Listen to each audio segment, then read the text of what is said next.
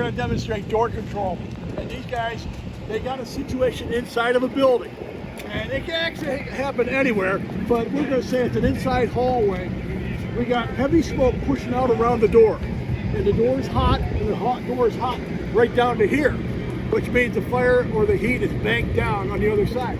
So they got to be slow and methodical in this approach.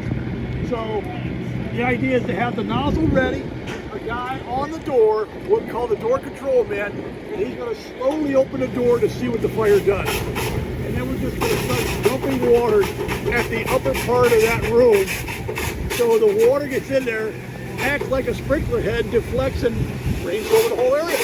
And we're dumping with this 2-inch line, probably in the neighborhood of 240 to 250 gallons a minute. Damn good flow, and especially, you know, with a couple of guys on the line. There they go. Now watch what they got going on over here. That's nice job on their part. They get right inside the door.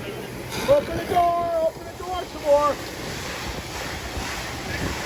And they just work the area and they gain control. Now they can move in under more controlled conditions under fire attack. That's pretty much it. We want to work on the basics with these guys. Run down here. We're rolling, son. 102.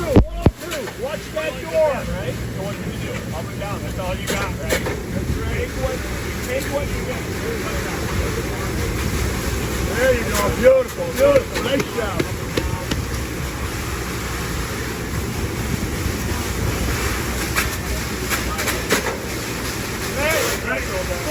Now they'll get right inside the door and then all up full bore again.